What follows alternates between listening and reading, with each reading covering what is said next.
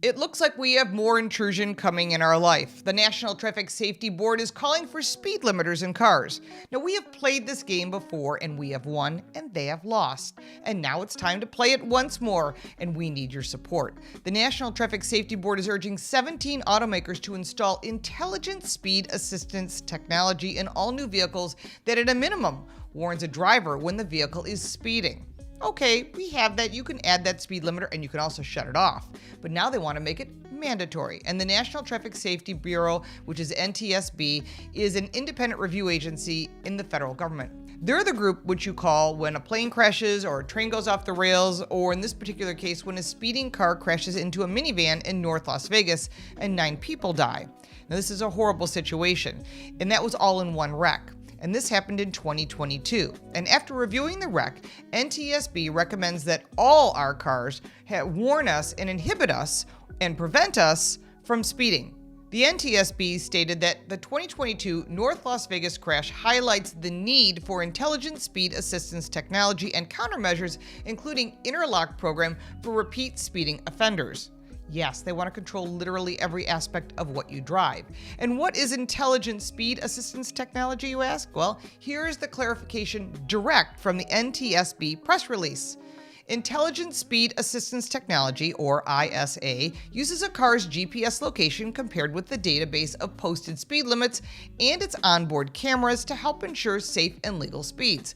Passive ISA systems warn a driver when the vehicle exceeds the speed limit through visual, sound, or haptic alerts, and the driver is responsible for slowing down the car.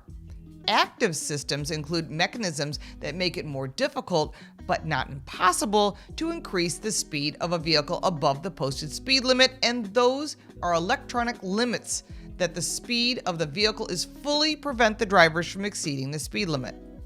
It is not the NTSB's role to make a law or create mandates. It is not a policy-making body. It's an agency that reviews transportation disasters, figures out how this happened, and makes recommendations on how to keep them from happening.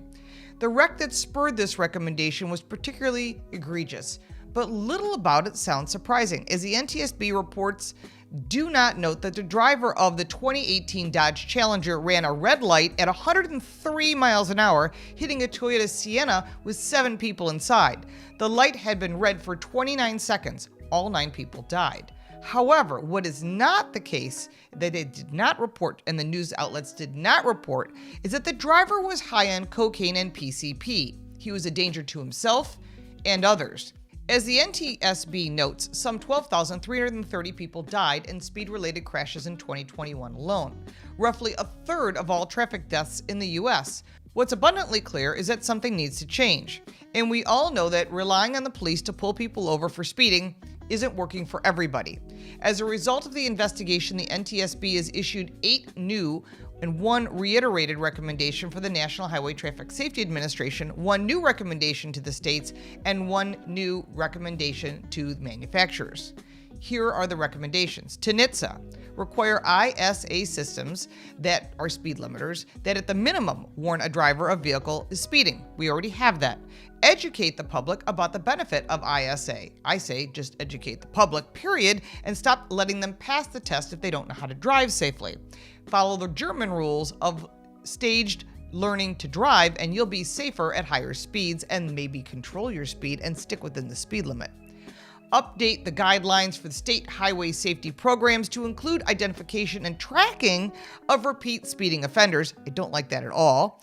Develop countermeasures to reduce repeat speeding offenses. Conduct research and develop guidelines to assist states in implementing ISA interlock programs for repeat speeding offenders. Incentivize the adoption of the ISA through, for example, the new car assessment program. This recommendation is reiterating from 2017 recommendation to 50 states in the Commonwealth of Puerto Rico and District of Columbia that they want more policies that cost car manufacturers more, which makes cars more expensive. Implement programs to identify repeat speeding offenders and measurably reduce speeding recidivism.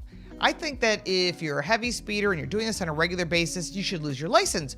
But wait, you already do. You get points, and it costs you more in insurance.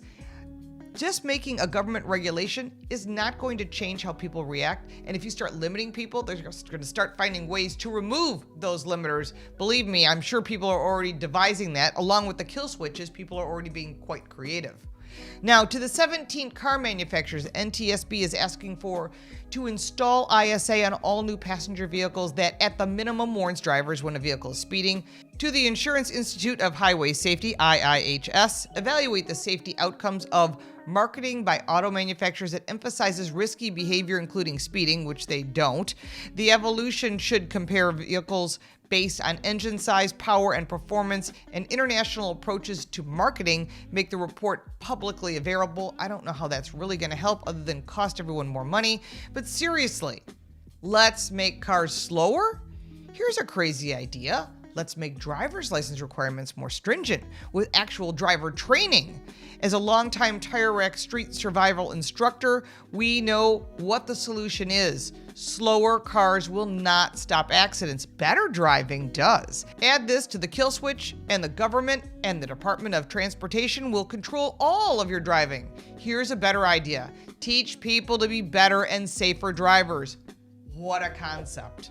If you like this video, give it a like and subscribe for more videos like this one. If you have any questions or comments, I'm sure you will.